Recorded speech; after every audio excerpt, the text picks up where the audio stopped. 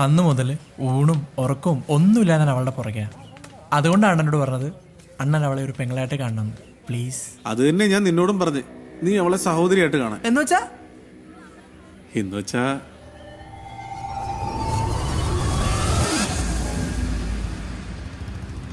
ഇതിന് ഷുഗർ ഉണ്ടോ? പിന്നെ ഷുഗർ 400 എനിക്ക്. ആണോ?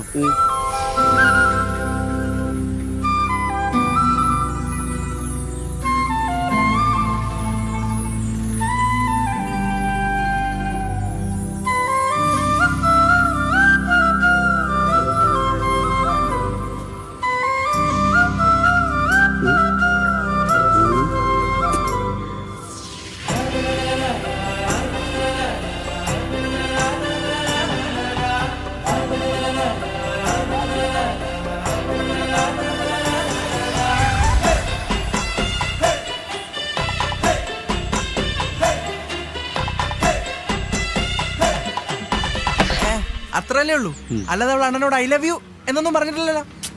അങ്ങനെയല്ലടാ. അണ്ണൻ നോക്കിക്കോ, ഞാൻ അവളെ വളച്ചെന്റെ പോക്കറ്റിലിടും. ആ പോക്കറ്റ് എന്റെ ആയിരിക്കും. അയ്യേ, ഇയാൾ എന്താണ് ഒരു മാതിരി? കാര്യം പറഞ്ഞാൽ മനസ്സിലാവില്ലേ? ഇല്ല. അതെ, എനിക്ക് സീരിയസ് ആയിട്ട് ഒരു കാര്യം പറയാനിട്ടാ.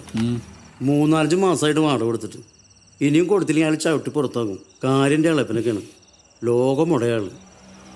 ആദ്യം അതിനൊരു വഴി ഉണ്ടാക്ക്, എന്നിട്ട് മതി കല്യാണോ ഫസ്റ്റ് നൈറ്റൊക്കെ. എടാ അടിമേ, നീ എന്താടാ ഒരുമാതിരി വെറുത്ത പോലെ പറഞ്ഞേ? നിനക്ക് നമ്മുടെ സാഹചര്യങ്ങളൊക്കെ നന്നായിട്ട് അറിയാലോ.